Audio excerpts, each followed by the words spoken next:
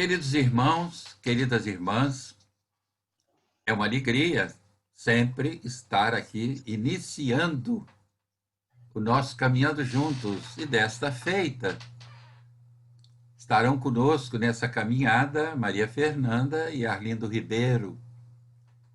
E nós vamos tecer comentários, sobre um tema: os desertores, contido em Obras Póstumas, na primeira parte. Esse texto é de autoria de Allan Kardec, né? E é importante que eu, Arlindo e Fernanda vamos conversando e tentando discernir sobre esse tema tão importante e também trazendo raciocínios mais abrangentes com relação à própria temática em discussão, né? Arlindo, tudo bem? Pronto para caminhar, Arlindo? Tudo bem, Jaime. Vamos caminhar. É bom estar aqui mais uma vez com você e Maria Fernanda para a gente caminhar juntos e ver quem são ou o que leva à deserção. Pois é, essa caminhada, ela não movimenta os músculos, né? Ela exercita o raciocínio e o sentimento, né? É diferente. É uma caminhada não para a gente ter uma boa musculatura, mas para a gente ter um bom raciocínio lúcido. Oh, Fernanda, tudo bem, Fernanda? Olá, tudo bem? Disposta a caminhar? Sim, sim, pronta. Pronto, é isso aí. Meus amigos, então, iniciemos. Kardec inicia esse texto dizendo o seguinte: se todas as grandes ideias têm tido apóstolos dedicados, as melhores têm tido desertores. Não podia, pois, o Espiritismo escapar às consequências da fraqueza humana. Quer dizer, as grandes ideias, né? Como ele diz aqui, né? Tem tido apóstolos, mas dentre essas grandes ideias, as melhores têm tido desertores, né? Como é que você vê isso, Fernanda? Como é que Bom, você, a sua visão sobre isso, até estendendo? eu entendo, né, que essa proposição de que as melhores ideias acabam tendo desertores tem relação, e aí se a gente estiver principalmente pensando mais especificamente na doutrina espírita, tem relação com a complexidade, né, com o compromisso que isso traz para o indivíduo, né? Seguir a essa doutrina, dedicar-se a ela, dependendo inclusive do seu histórico de vida, pode trazer muitas mudanças, né? Mudanças muito radicais, e que trazem pressões internas e pressões externas, que fazem com que o cumprimento, né, de todas essas ideias, de todos esses preceitos, se torne mais difícil. Então, por isso ele diz que as grandes ideias têm apóstolos dedicados, e é preciso, né, que sejamos de fato dedicados, mas essas ideias melhores, né, dentro dessas grandes ideias, muitas vezes exigem sacrifícios, e nem todo mundo está disposto a fazer.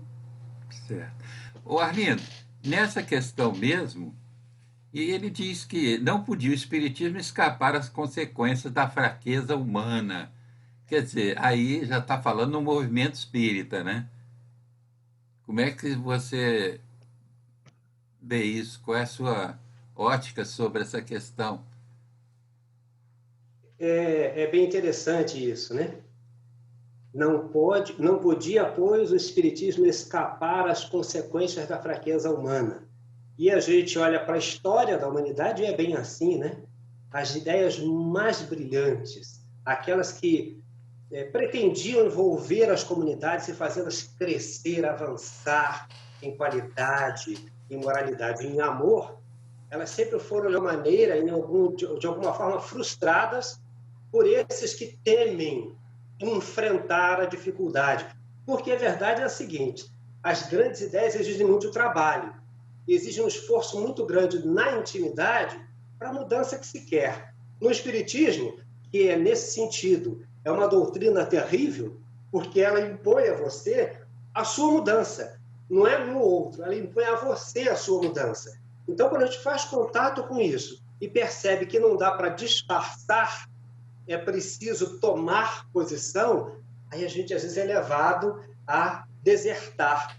E a gente vê isso no Espiritismo com muita clareza, só que alguns desertam, mas se mantêm dentro, incomodando, criando dificuldades para o avanço e fortalecimento da doutrina. Aí é mais grave, porque é alguém que fica tentando minar aquilo que ele não tem coragem de fazer por si mesmo. Eu acho que aí a gente corre mais perigo ainda. Porque quando alguém deserta e vai embora, é melhor. Porque quem ficar trabalha, mas quando esse sujeito permanece, que dificuldades nós podemos ter que enfrentar? Né? Acho que é isso. Agora, voltando àquele tempo de Kardec, né, diz ele o seguinte: quando aos espíritos brincalhões sucederam os espíritos, no caso, sérios e moralizadores, quando o espiritismo assumiu o caráter de filosofia e de ciência, os fúteis não lhe acharam mais nenhuma graça. Para os que vivem a vida material, ele foi censor importuno, desmancha prazeres. Não fizeram falta estes desertores, porque os homens frívolos nunca são bons auxiliares. Veja que interessante isso, porque naquele momento das mesas girantes, né, em Paris, na Europa de uma forma geral, movimento esse que veio dos Estados Unidos, né, de Hydesville. Então, nos salões de Paris, todo mundo tratava com as mesas girantes, e porque os espíritos frívolos, né, ali apresentavam para divertir. Mas ele fala muito bem, né? Quando a estes espíritos substituíram espíritos sérios, trazendo a filosofia, porque eles fizeram aquilo para chamar a atenção sobre o fenômeno. Mas quando a estes frívolos substituíram os espíritos, trazendo uma filosofia importante, muitos debandaram. Não é isso, Fernanda? É isso. E é interessante entender que todo movimento, né, tem um mecanismo próprio inicial, né? Então, era importante no início que os espíritos fizessem, sim, aquela invasão organizada, né, chamassem atenção. Foi importante que se popularizasse essa ideia de alguma forma, né? Mas havia claramente aí divisões, né? Aqueles que eram realmente, como eles falam aqui, como eles falam, os espíritos brincalhões, né? Que certamente divertiram por um tempo os salões, né? E aqueles que se dedicavam a experiências mais sérias. Tanto que quando Kardec é convidado, né, para conhecer esse movimento, ele não adere tão facilmente, até porque já havia uma fama, né, de ser uma brincadeira. Mas ele acaba indo conhecer um grupo sério, né? E aí começa, então, um movimento totalmente diferente. Haviam pessoas mais sérias e observando aquele fenômeno, explorando aquilo como com curiosidade, com real interesse, um interesse mais profundo, sim. E aí, a partir daí, né, vem a história toma um novo rumo, né? Mas tudo tem um mecanismo inicial, né? Então foi preciso, sim, de uma maneira talvez mais brincalhona, como ele diz aqui, chamar a atenção, iniciar um movimento, né? Comover, de alguma forma, captar alguns olhares, né? Para, na sequência, esses espíritos serem substituídos por esses mais sérios e moralizadores. Ô, Arlindo, será que isso não acontece hoje em dia, quando as pessoas têm, às vezes, uma impressão, né, de que vão à casa espírita e lá vão ouvir coisas extraordinárias dos espíritos, adivinhações e coisas do gênero, e quando deparam com uma filosofia encorpada em termos de experimentação e tudo isso, será que não existe isso, essa deserção por isso também, atualmente? Eu acho que até existe sim, Jaime, mas eu penso que fica hoje um pouco mais grave, porque se antes a própria presença ou a proposição de seriedade já afastava já fazia alguns desertarem, hoje, quando se propõe de alguma sorte a ideia de proselitismo, que não é uma ideia do espírita, ou que não deve ser uma ideia do espiritismo, que é fazer proselitismo, é tentar arrebanhar pessoas, que é quando você sai arrebanhando, você arrebanha qualquer coisa. Então, essa não é a ideia do espiritismo. Mas hoje isso tem permeado um pouco a atitude de alguns espíritas e até de algumas casas, o desejo de atrair com grandes nomes, com grandes eventos, as coisas têm sido às vezes tão grandiosas que parece que focam esse proselitismo. E aí a gente traz aquele desertor que não deserta, porque ele vem, vê que não é isso, mas vem cá, eu acho que por aqui eu posso arrumar uma boquinha, eu posso dar o meu jeito. Eu acho que hoje os espíritas põem o espiritismo em risco na medida em que tentam conquistar pessoas. Elas esqueceram, porque a gente não tem estudado. Se tem estudado muito pouco a doutrina espírita, o espiritismo, como Kardec traz na codificação. E isso facilita a entrada de muita gente, mas não peneira. Fica muito difícil fazer esse refinamento do grupo de trabalho que as casas precisam. E vem pessoas, aquela história que de vez em quando a gente conversa. Você estuda o quê? Sua casa estuda o quê? Nós estudamos a coleção do André Luiz. Maravilha! Ótima obra, ótimas obras. Trabalho de Chico foi uma maravilha no casamento com o André Luiz. Mas isso, sem base doutrinária, acaba virando só fantasia, porque não sedimenta conhecimento. Eu sei se hoje está invertendo os pés. E é um perigo que se traz para o fortalecimento da doutrina. Em vez de fortalecer, enfraquece. Conhecemos pouco essa doutrina, porque conhecemos pouco os Andrés Delanes da vida. Não se ouve falar num sujeito como esse hoje no espiritismo atual. Quem foi? Quem é ele? O que ele produziu? Que história tem Gabriel Delane? Quantas pessoas sabem disso hoje no espiritismo? A gente sabe do guia tal, do médium tal, não sabe dessas figuras. Então, eu não sei se a gente está fazendo um caminho ao contrário. Você sabe que nessa sua reflexão, eu, outro dia, conversando com 2 ou 3 pessoas, eram 3, estudiosos de espiritismo, né, que eu conheço de longo tempo, do movimento, eles estão chegando à conclusão, são estudiosos, né?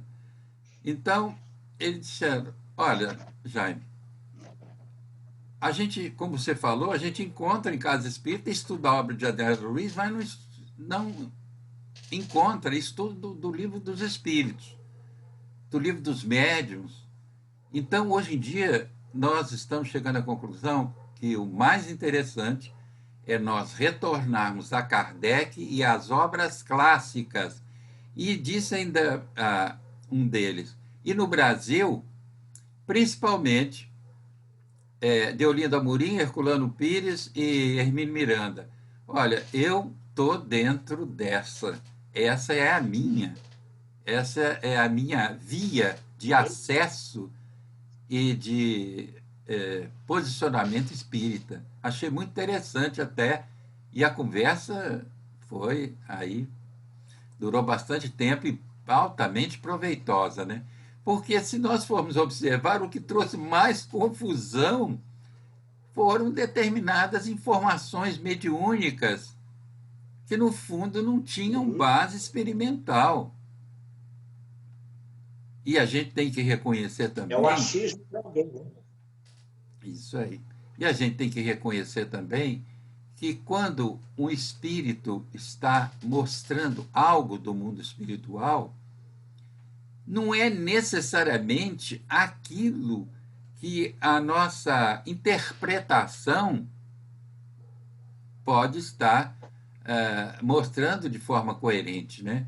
Ele está trazendo uma representação daquilo que ele pode falar, de como ele pode E até explicar.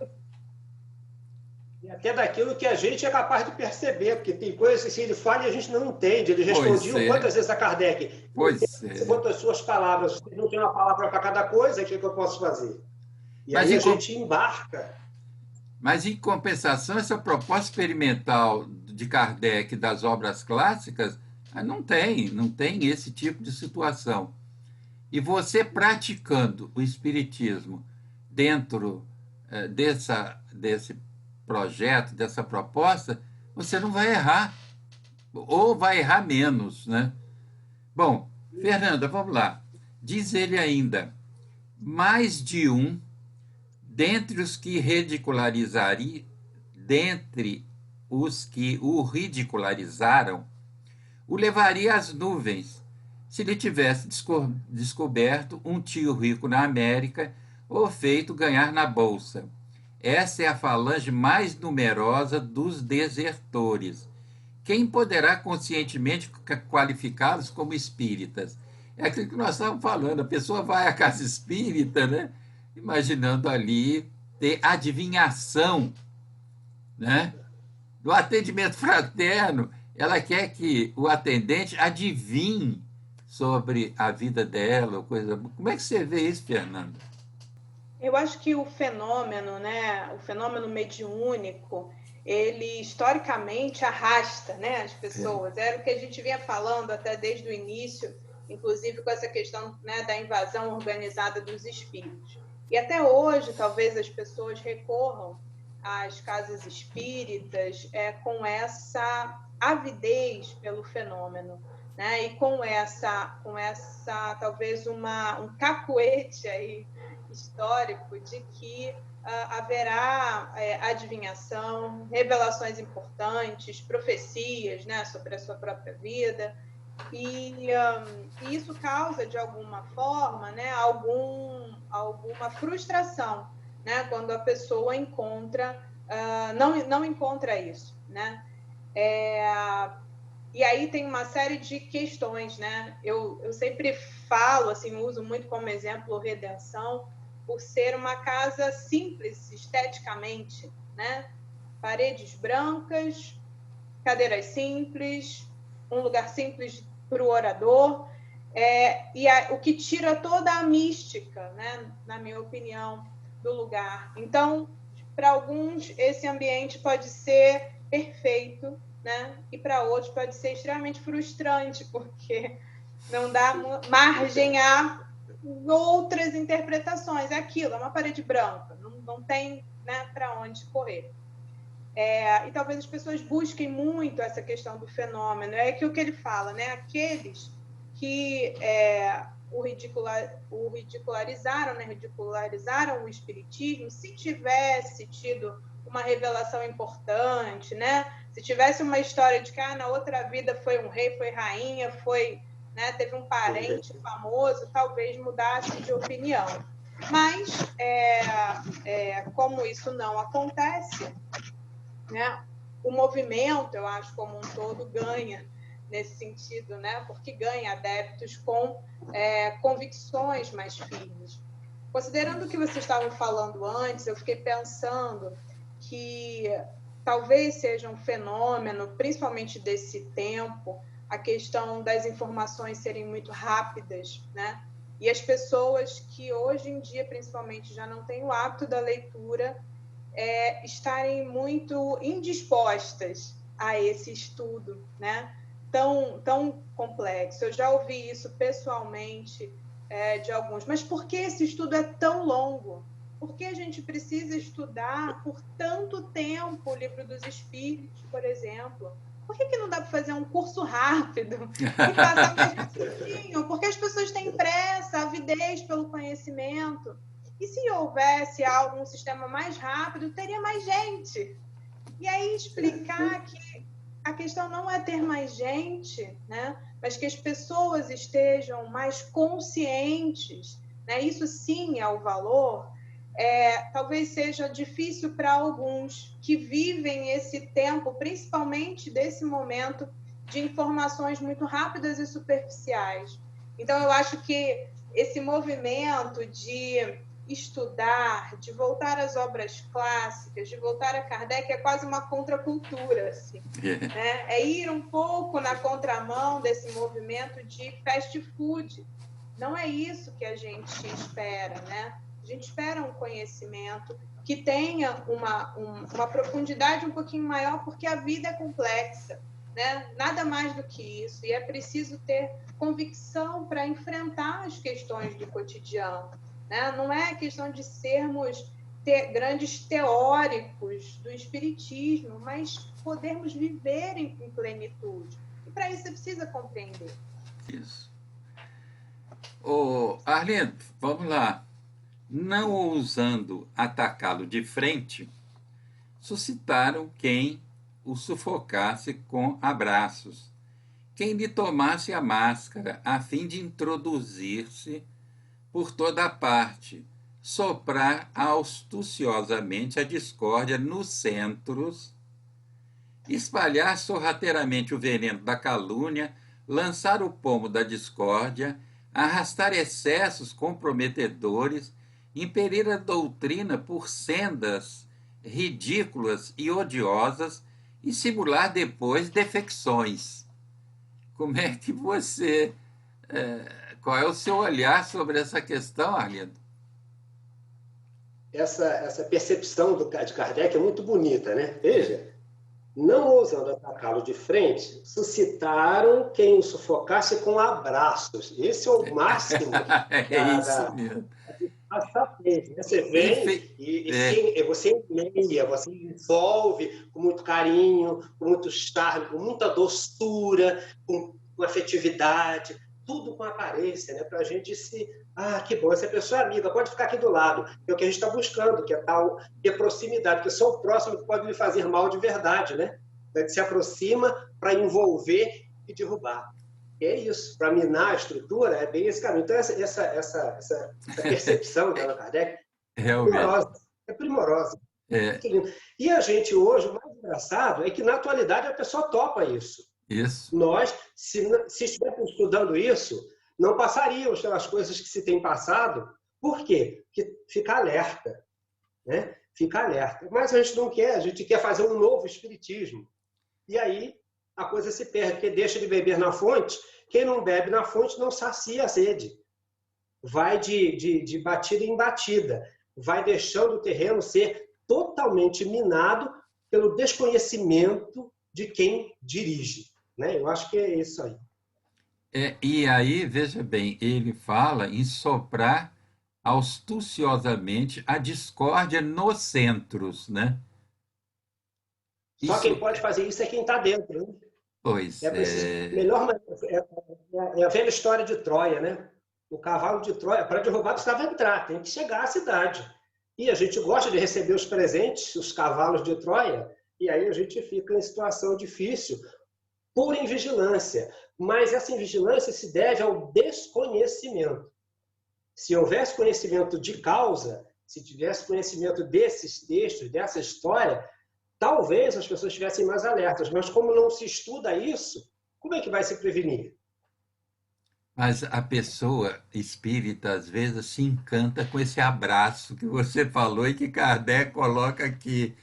Se encanta, esse abraço, essa coisa, e ela perde a condução, ela perde o fio da meada, ela perde o comboio, ela perde a hora do trem, não tenha dúvida. Bom, eu acho que também, às vezes, se deixar levar por aquilo, né? Como falo aqui, né? Nós temos todos nós as nossas fraquezas humanas, né? Em algum momento vai se falar aqui questão do orgulho, né? Quantas vezes chega alguém com uma ideia fantástica, né, que veio de algum lugar, mas que sabe que esse lugar agora, esse centro é o melhor, porque o outro era ruim, porque as pessoas de lá e aqui são muito melhores, né? E aí às vezes a gente acaba se deixando levar por isso que é um movimento de vaidade também, né? De que alguém diz que agora aqui é melhor, então por isso eu estou aqui, eu sou tão maravilhoso, né? E vou trazer muitas novidades e tal. É, Então, se nós não estivermos muito bem alicerçados, né? E atentos para essas seduções, né? Esse abraço, como ele fala aqui, eu acho que essa figura é uma figura muito interessante, né? A gente acaba embarcando nesses convites aí, nessas figuras tentadoras. isso. Você vê uma Fernanda, coisa pequenina que o Arlindo levantou e que muita gente iria ler isso de passagem, né? A questão desse abraço aí, né? E para muitos, né, companheiros, principalmente às vezes dirigentes que têm uma função importante na casa espírita, esse abraço aí é a queda dele, né? Da forma como ele o recebe, né? Bom, fala, Arlindo, você ia falar alguma coisa?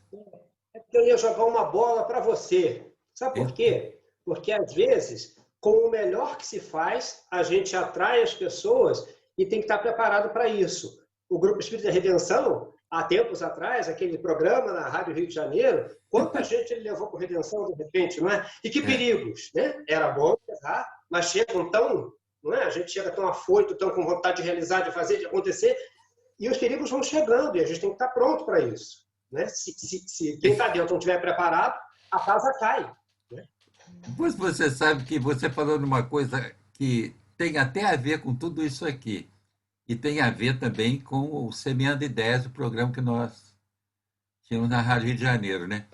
Então, algumas pessoas nos procuravam e se a gente não tivesse um pouco de discernimento, aquele que não tem acaba caindo mesmo.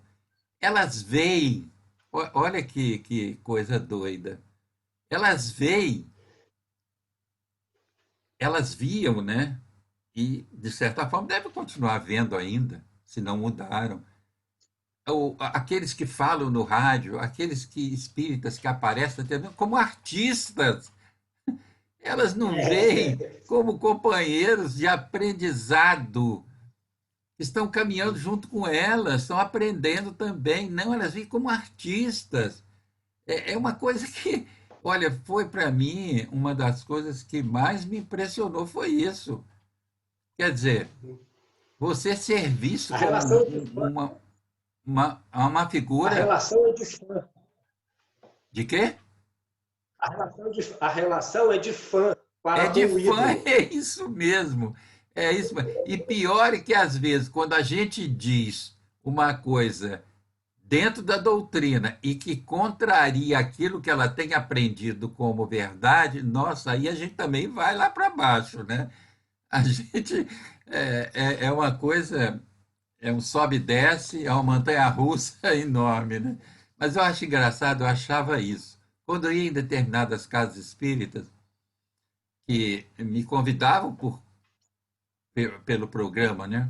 Ouviam o programa e me convidavam. Então, eu achava aquilo me incomodava, sempre me incomodou. E hoje em dia não, a gente já lida, né? Quer dizer, eu era bem mais novo também, né? A gente vai aprendendo, não com a vida, não só com a vida, mas também com todo esse ensinamento que a gente vai tentando trazer, né, para essa vivência. Então, olha, nós estamos aqui tratando de desertores da causa e da casa, né? Nós estamos tratando dos dois desertores, né? Ele diz: ainda há outros mais hábeis, pregam a união e semeiam a divisão, atiram destramente à arena questões irritantes e ofensivas, excitam os zelos de preponderância entre os diferentes centros. Seriam felizes se visse levantar-se uns contra os outros, por questões de forma ou de substância, por eles suscitadas. Quer dizer, como é isso, Fernanda? Como é que o que a gente tira desse texto de Kardec, até para a atualidade, né? É. Se o parágrafo anterior, eu acho que tinha muito mais relação com a intimidade, por exemplo, da casa espírita, esse segundo acaba falando bastante do movimento, né? Fala dos centros, fala das casas, fala de pregar a união e semear divisão, né? E hoje isso é uma questão, inclusive, importante, né? Quando a gente olha para essa questão do próprio movimento, como que algumas dissensões acabam se perpetuando, né? Ou frutificando por questões, como ele fala aqui, né? Incitadas de alguma forma, que tem relação com formas, né? Com a forma de agir, com estruturas, né? Com discussões de questões que são eminentemente humanas, né? De organização até, e não efetivamente questões doutrinárias. E aí as questões doutrinárias, as questões de conteúdo, ficando em segundo plano para que se fomentem divisões e discussões em cima de outros temas. Por outro lado, ainda tem as discussões frente a questões doutrinárias por conta da inserção de conteúdos inadequados, né? Então, realmente, todas as questões, né, eu acho muito do que se fala em todo esse texto, tem muita relação com o conhecimento doutrinário, né? Muitas questões seriam resolvidas com uma boa base doutrinária, né? Para que os grupos não ficassem se degladiando aqui pelas questões, por algumas questões, e tivessem mais preocupação com que efetivamente a doutrina pode nos instruir e trazer de transformação para os grupos, né, e para as comunidades. E Arlindo? Você, o que diria? Olha, Jaime, essa situação é muito interessante. Por quê? Pregar a união e semear a divisão. Isso é engraçado porque é sempre feito de forma muito sutil, num grande número de vezes. A gente, de repente, mas não tem esse caso aqui. E como é que será? E o corpo de Jesus, não é isso? Aí começa uma discussão, um devaneio em cima de coisas que tiram o foco da doutrina, criam uma confusão generalizada, porque aí fica se discutindo formas e não conteúdos. Esquece-se o conteúdo doutrinário, ele deixa de ter importância, mas a gente vai ver, do que você vai ver um pouco, você vai daqui a pouco falar do parágrafo à frente, a gente vai ver que trata bem disso, né? Porque são meio contrabandistas mesmo. São esses que fazem esse negócio. Estão ali para criar essa história. Ele entra com essa ideia. Assim que der, eu vou jogar a minha fagulha aqui. Aí começa a pipocar, que a gente vê isso no ESD, né? Quantas vezes no passado você sofreu no ESD? Volta e meia vem um cara lá, olha, eu tenho uma dúvida aqui. E aí uma coisa que não tem nada a ver com nada, mas que consegue fazer parar o estudo na noite, se você bobear, perde-se horas com discussões vãs, que não leva a lugar nenhum, e conseguiu a finalidade, que é ninguém estudar. Eu acho que é um pouco esse caminho.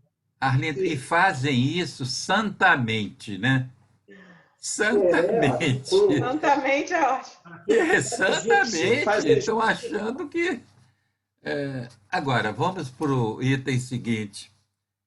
Diz muito bem, o Arlindo já até se manifestou, são espíritas de contrabando, que, entretanto, trazem alguma utilidade, porque ensinam ao verdadeiro espírita a prudência, a circunspecção e a não se fiar nas aparências. Fernando, olha aí as aparências, né?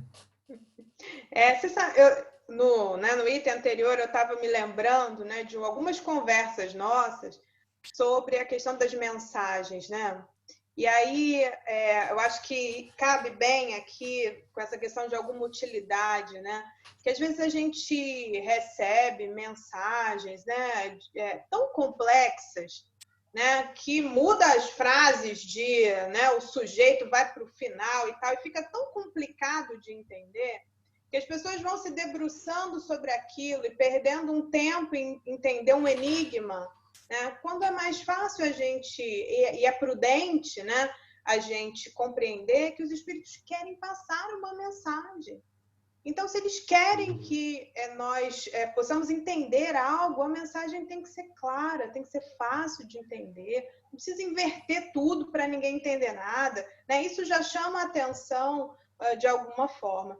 Então, quando ele fala aqui que esses espíritas de contrabando acabam trazendo alguma utilidade, que nos ensinam, né, a prudência, a circunspecção, a não se fiar nas aparências, nos ensinam muitas vezes a olhar para esses conteúdos de forma mais crítica, mais calma, né, mais racional. Vamos dar uma olhadinha nessa mensagem ou nessa proposição, para ver se isso realmente se encaixa nos objetivos, né, no conhecimento que nós trazemos. Então, eu acho que nós abraçamos de alguma forma, né, nos estudos que fizemos.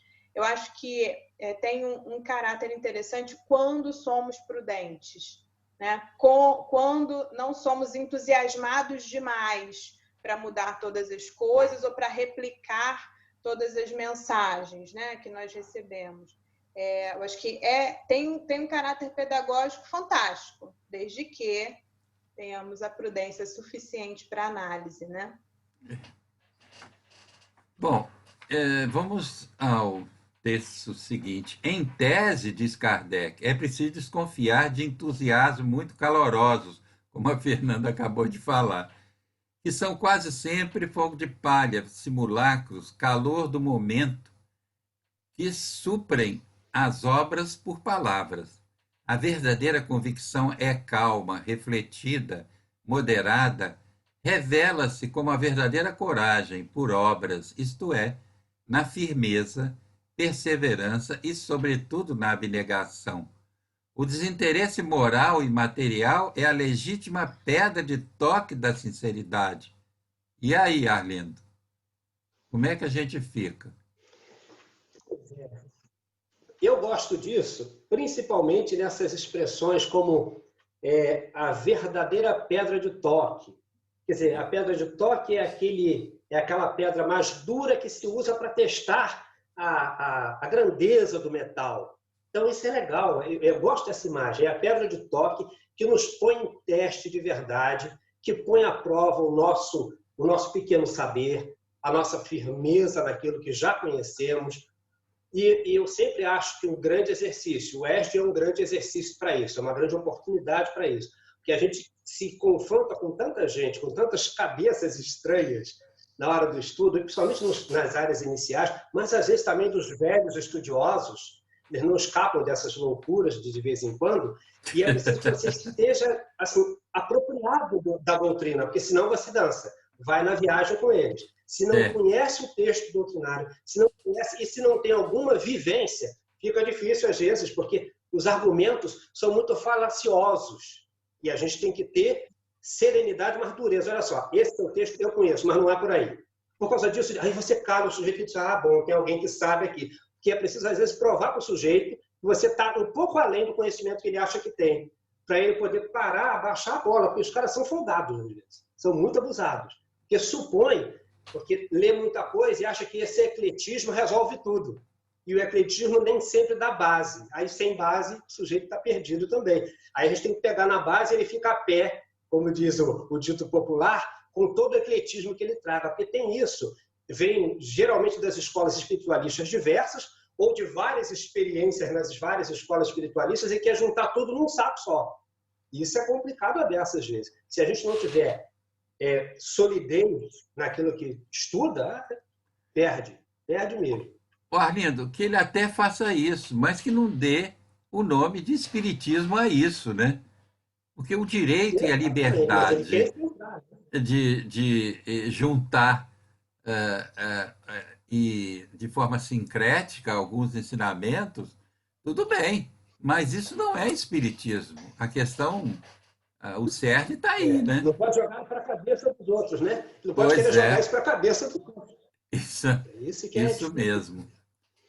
Então, veja bem, continua ele. Agora vamos chamar a visão da Fernanda. A sinceridade tem um cunho especialismo. reflete por modalidades mais fáceis de compreender que de definir.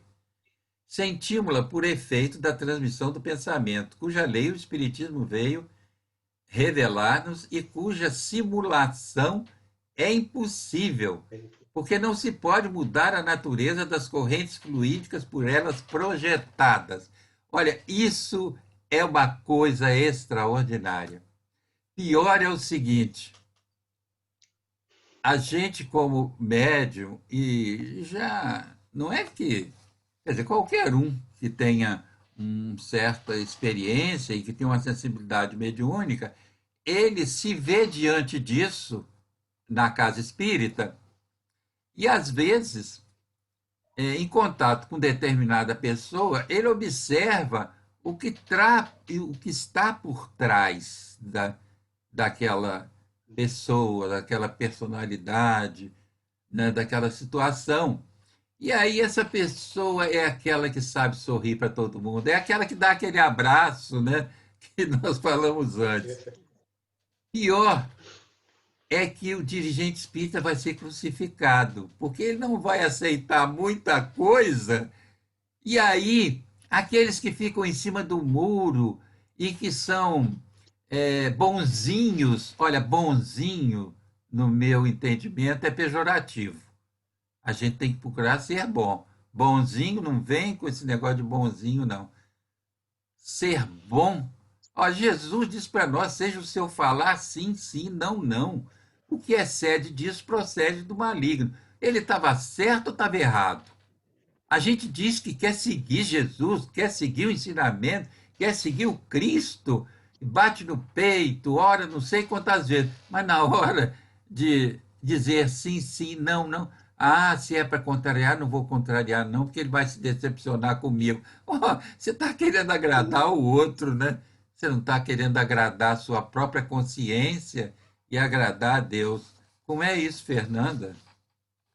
Eu acho que o senhor tocou num ponto, acho que bem delicado, né? Que essa capacidade de perceber, né? E de, se não for uma mensagem clara, né? De alguém, né? Que tenha uma mediunidade mais ostensiva, pode ter uma percepção diferente, mas confiarmos na nossa intuição, né? Quando algumas posturas, palavras, atitudes nos causam alguma dúvida, né? Algum mal-estar.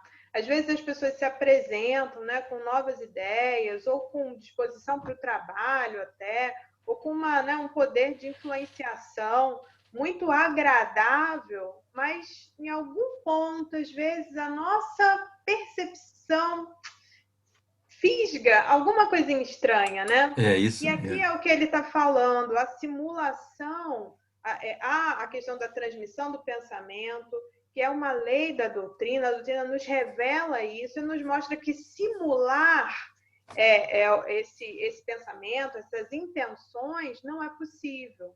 Então, cabe a nós ter essa sensibilidade, né? Essa capacidade de observar com profundidade.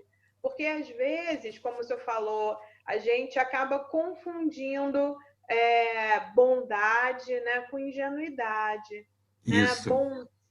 Ser bom com ser bonzinho. Né? É, O bonzinho é realmente pejorativo.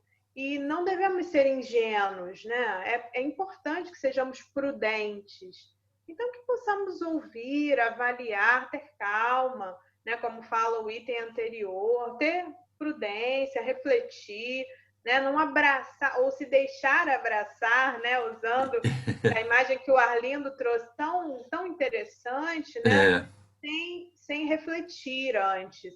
Então, se nós pararmos um pouquinho para prestar atenção, essas correntes fluídicas nos dizem muita coisa, né? Quando nós encontramos, por exemplo, algumas pessoas, como algumas pessoas se aproximam de nós, principalmente na casa espírita, né? Em novos grupos, nós podemos perceber de fato as intenções quando essas novas teorias, né? Essas que o Arlindo vinha falando, são expostas, e agir com um pouco mais de cautela, de prudência, é bom, né? É bom. Às vezes, a pessoa chega na casa espírita e começa para se fazer presente, né? Junto à direção, ou aqueles que são responsáveis por tarefas, começam a elogiar, começam até a ajudar, começam a criar condições para que ela se faça presente, né, no ambiente, Presente né? necessário, né? Isso aí, isso Uhum. você falou tudo. E alguns se enganam com isso. O que que a gente vai fazer? É continuar lutando, esclarecendo, né? Tentando mostrar. E isso tudo nos ajuda a caminhar melhor, né? Nós estamos caminhando juntos e estamos caminhando melhor porque cada um está colocando a sua visão. Você vê, você falou bem, aqui é a questão que o Arlindo levantou do abraço, pô, trouxe tantas reflexões importantes para nós, né?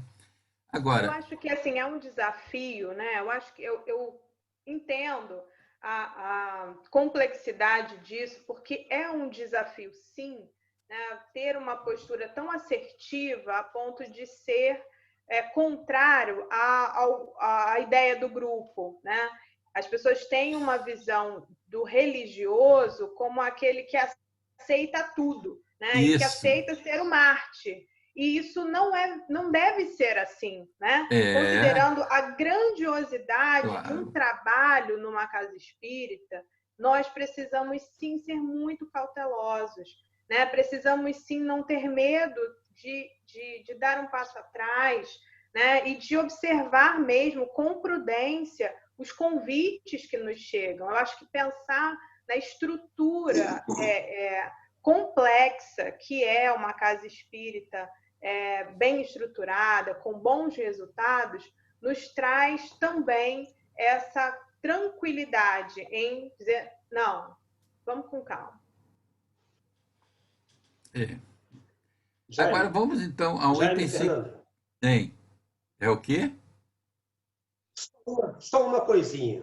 É porque esse texto, nós não vamos tratar desse itemzinho, mas esse itemzinho, ele bate muito com a ideia lá daquela simulação impossível, e que Kardec termina brilhantemente dizendo assim: não há como substituir o calor pelo gelo. Isso É, deve nos servir de alerta. é. Não é possível substituir o calor pelo gelo.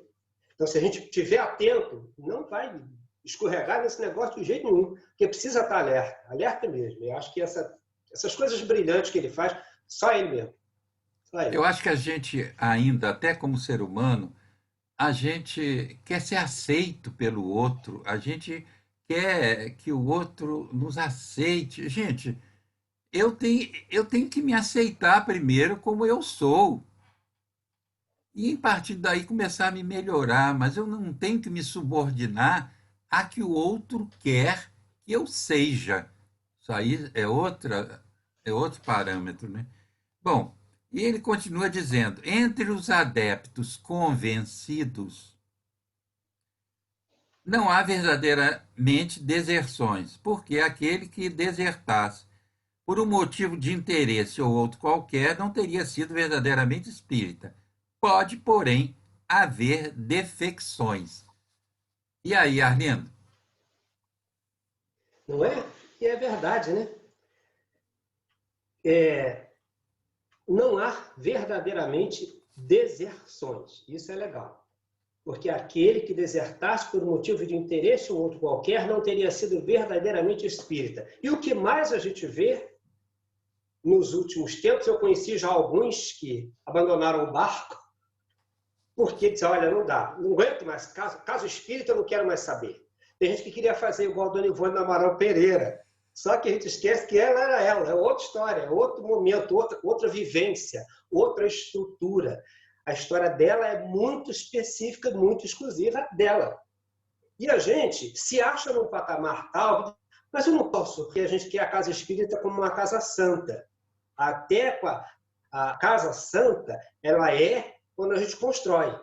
Mas todo mundo que está na casa espírita não é santificado. Então, nós vamos ter dificuldades. Nós vamos encontrar dificuldades.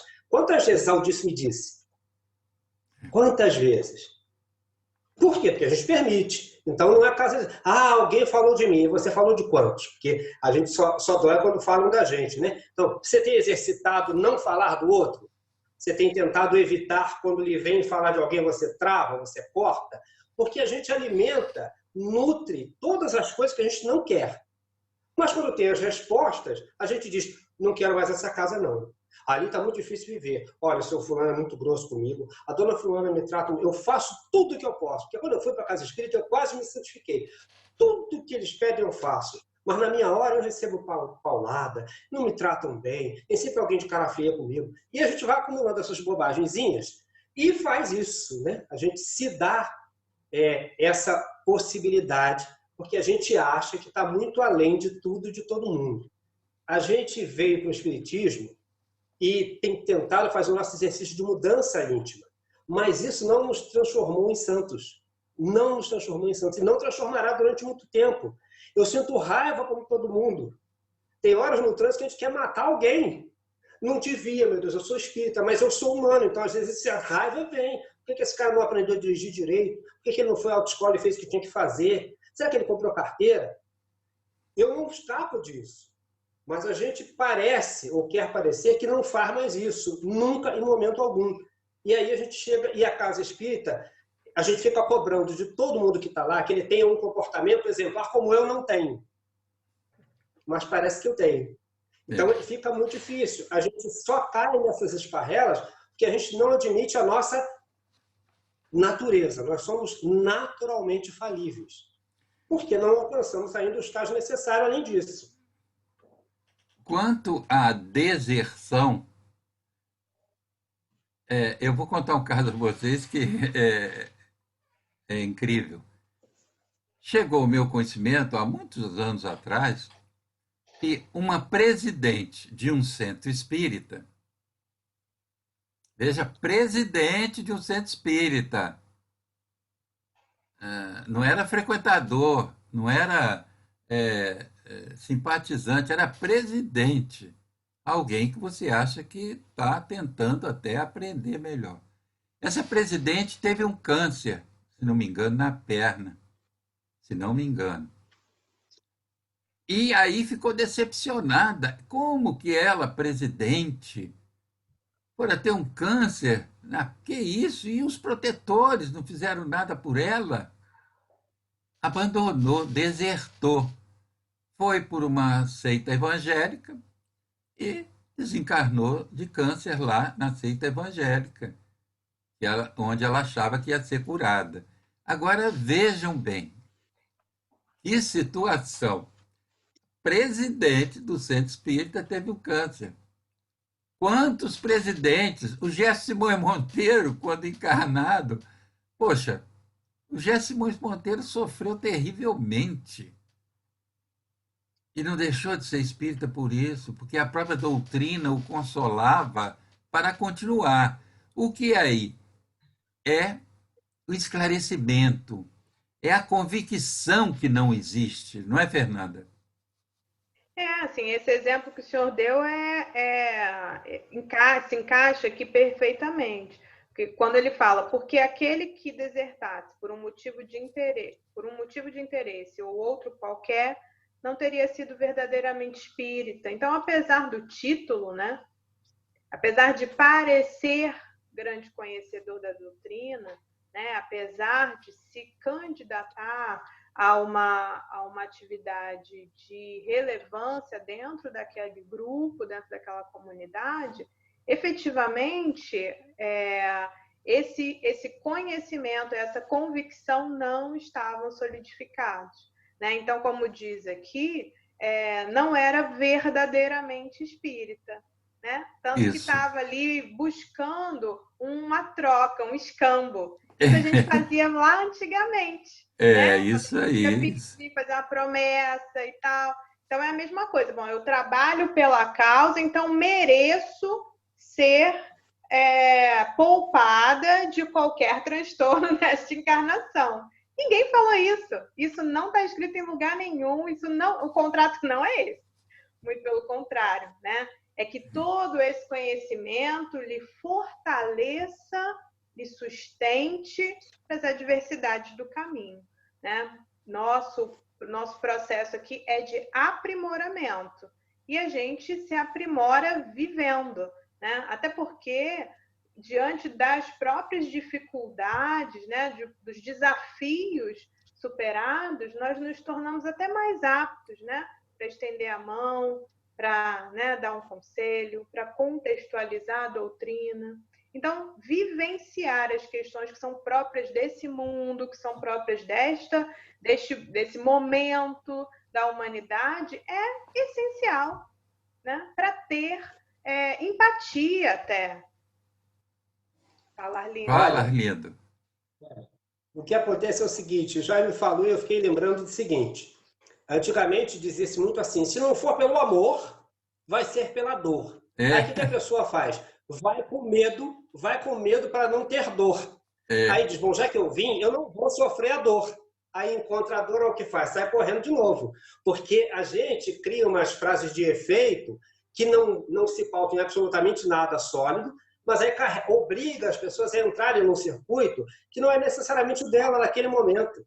Abraça tudo isso, faz tudo isso, está na casa espírita, faz e acontece, e de repente, na hora do testemunho, a gente vai descobrir, e ela mesma, apavorada, vai descobrir que ela nunca foi espírita, porque isso não conseguiu solidificar na intimidade. E aí, quando a dor vem, o que a gente faz? Desespero. Porque me disseram que se eu viesse livremente, eu não teria dor. Eu acho essa coisa complicada, porque nós estamos premidos, às vezes, as pessoas estarem onde elas não necessariamente não teriam que estar. Cada um tem sua história, né? E a gente resolve que todo mundo tem que ser espírita para se salvar. A lógica continua sendo o equívoco da salvação. No meu entendimento, isso causa muitos problemas. Pode causar muitos problemas. Você tem razão. Diz ele que os demais são espíritas dignos da denominação. Aceitam as consequências da doutrina e caracterizam-se pelos esforços que fazem para se melhorar, né? Esses aí são os verdadeiros espíritas. Não é mesmo? Agora seria o Arlindo, porque o Arlindo pediu essa observação. Agora vamos os dois falar sobre porque nós também estamos chegando ao final, né? Fala, Arlindo. Deixa a Fernanda. Então fala, Olha, Fernanda. o que acontece? Eu acho que esse trecho lembra bem o ensinamento de que nós precisamos nos esforçar, né, para domar as nossas más tendências. Então, quando falo aqui, os espíritas dignos dessa denominação aceitam, então, as consequências da doutrina, né? Há algum tempo atrás nós conversamos sobre isso, né? O que é ser espírita, né? Quais são as responsabilidades, quais são as questões específicas que essa doutrina traz para a nossa vida. E se caracterizam na sequência aqui pelos esforços que fazem para se melhorar. Então, fazer esses esforços para nos melhorarmos faz parte do nosso compromisso, né? Isso sim estava lá no contrato. O contrato não era de que, não vai ter problema, não. O contrato era esforce-se e utilize essa ferramenta que é a doutrina para superar essas questões, né? E nós vemos que quanto mais nós nos aproximamos da doutrina, nós buscamos efetivamente compreendê-la. Como o Arlindo falou, né? Se não vai pelo amor, vai pela dor. Se nós conseguirmos realmente compreender esse amor ao qual nós somos convidados, as coisas se tornam mais leves, né? A importância do conhecimento, da prece, da sintonia com os benfeitores não é evitar problemas, mas tornar a caminhada mais leve, né? Tornar esse percurso mais suave, né? Essa é a questão. Então, se tudo isso está bem solidificado em nós, nós vamos enfrentar essas tormentas aí de uma forma mais leve, mas vamos passar por elas mesmo assim. O Arlindo tocou numa questão e você voltou a se referir. Eu frequentei uma casa no meu início e as pessoas que saíam que se dispunham, que não concordavam com o que estavam, e saíam da casa, né? Desertavam da casa, né? Eles diziam, ó, vai voltar pela dor. Oh, peraí, quem é que disse isso? Não vai voltar pela dor, não. Nós temos o direito de escolher a casa espírita e eleger aquela casa espírita onde nós estaremos bem, estaremos ali progredindo, ajudando o grupo a progredir, não é visando só o benefício pessoal, mas é também o coletivo, ajudando aquele grupo a progredir, porque o mais importante é o crescimento e o progresso do grupo. No caso do Redenção, o importante é o progresso de todos os componentes, não é ficar um querendo sobressair diante do outro. Olha, estamos juntos ali, aqueles que sabem mais um pouco, ajudar os que sabem menos. Os que têm mais em algum setor de atividade, ajudar os que têm menos, e daí por diante, né? Não é Eu acho que essa bajulação. frase, eu acho que essa frase tem relação nessa questão de vai voltar pela dor, com também uma expressão aí de orgulho, né? Se esse é o melhor lugar que pode existir e É nós isso somos aí. os mais maravilhosos, É, a única opção que você tem é voltar, porque não existe nenhum outro lugar tão fantástico quanto esse. Então, assim, eu acho que são frases, né, e questionamentos que nós temos que sempre parar para refletir, né? Em que sentido isso, qual é o sentido disso para nós? Então, assim, existem outros lugares, outras organizações, outras possibilidades, até outras religiões, em que alguns isso, se sentem isso, mais confortáveis. E não precisa ser só aqui. Né? E isso. aí não, a gente não está trabalhando aqui, né, como a Arlene falou, com proselitismo, não estamos vendendo salvação. A questão é que as pessoas precisam se tornar melhores, né? E se em um outro lugar você puder exercer melhor, compreender melhor uma outra fala, numa outra religião, se você se tornar melhor, tá ótimo, não precisa voltar sofrendo, não. Segue-se o rumo. É claro, é claro. Essa liberdade é que a doutrina espírita nos dá, né? Liberdade de pensamento, de consciência, de estarmos onde nos sentimos bem. O centro espírita bom, para mim, é aquele onde eu me sinta bem e onde eu aprove o projeto daquela casa espírita.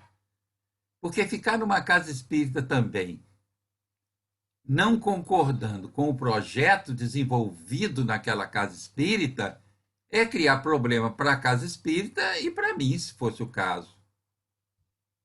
Então, é melhor sair. Quer dizer, acho eu, né? Bom, olha, já que o tempo não nos vai permitir continuar, eu vou ler a última frase que eu anotei aqui do texto Os Desertores em Obras Póstumas. Esse texto é excelente.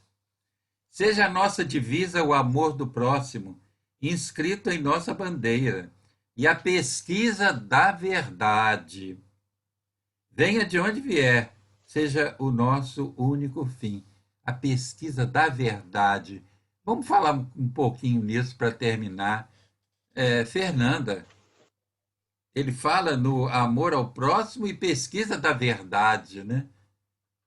Da verdade de quem somos nós, né? Quem realmente somos nós.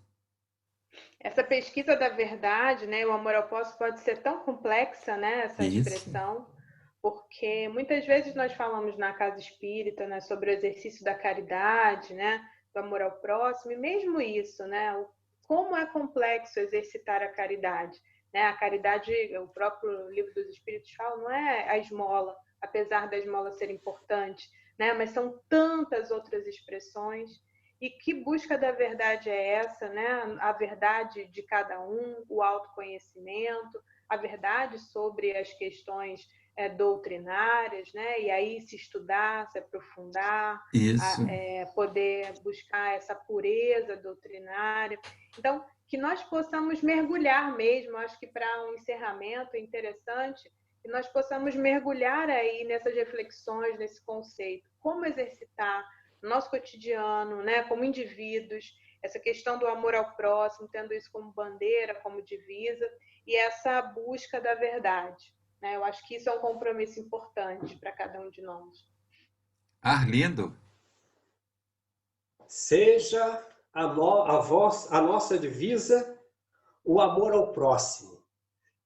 Essa frase ela deveria ficar vibrando nas nossas mentes e corações, somada àquela primeira, amar a Deus.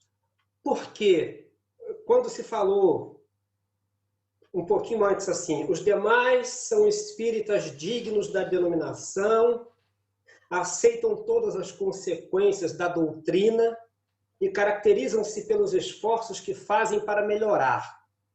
Só aceitam as consequências dessa doutrina porque reconhecem em Deus amor. Ele é um Deus de absoluto amor. Então, quando a dor chega, pensa em Deus antes de qualquer coisa, porque Deus é amor. Tudo que me chega é sempre para o meu bem. É sempre uma possibilidade de renovação. E aí a gente vai traduzir isso nessa divisa amorosa apontada para o próximo. Porque sem reconhecer que Deus me ama, eu não sou capaz de amar ninguém. Não sou. Eu acho que não. É preciso que reconhecemos o amor de Deus por nós. Nós somos muito amados. Então, qualquer dor que nos chega não é desse Deus vingador, porque Ele nos ama. É sempre a minha oportunidade de modificação, de reflexão, de fortalecimento em Deus. E aí o caminho Jesus deu. Trabalhe em benefício do seu próximo, que é isso, essa estrada vai te dar solidez. O seu caminho vai ficar cada vez mais bem pavimentado com essa proposição. É o que eu acho. E que acho que nós precisamos levar, todos nós. Né? É isso. quanta gratidão, né? Por tudo aquilo que somos, por tudo aquilo que temos, por esse amor de Deus por nós, né? Eu acho também essa questão de Deus de suma importância, sabe? Porque às vezes a pessoa se acaba se autopunindo para que não seja punida por Deus, como se Deus punisse alguém, né? Como se Deus estivesse ali buscando aqueles que devem ser punidos e aqueles que não devem ser punidos. Olha, Deus é amor, e eu acho que a reencarnação é o ápice desse amor, porque esse Deus que o Arlindo trouxe para a gente, ele, ao invés, o seu filho erra aqui na Terra, comete os maiores desatinos, ele não manda para o inferno, do qual ele não vai sair jamais. Não, ele não faz isso, não. Ele devolve esse filho à Terra, para aqui na Terra ele reformular tudo aquilo que ele fez de errado e conquistar o progresso, continuar, progredir. E aí vem as várias reencarnações até um dia chegar à condição de espírito puro, né? Bom, mas então o tempo já não nos permite continuar. Então, Fernanda, para as suas despedidas. Bom, agradeço a oportunidade de estar novamente aqui com vocês, de caminhar juntos e refletir um pouco mais sobre essa doutrina que tanto nos esclarece, né? E ao mesmo tempo nos consola. E você, Arlindo? É agradecer mais uma vez essas oportunidades que Deus nos tem dado de conversar sobre esses temas, têm sido muito gratificantes aos nossos corações. E que os nossos companheiros de casa, de onde nos assistam, sintam essa presença amorosa do Cristo em si. E o nosso abraço fica aí com todos vocês, com muito carinho, com muito afeto. Muita paz para todos. Eu agradeço muito a companhia do Arlindo e da Maria Fernanda nessa caminhada, dois amigos, irmãos do nosso Redenção, do nosso querido Redenção, né? E a vocês que nos assistem, o nosso agradecimento. Que a paz de Jesus seja com vocês, com todos nós, afinal de contas, né? que nós possamos caminhar juntos aqui na Terra, juntos com aqueles que estão ao nosso redor. Ninguém caminha sozinho.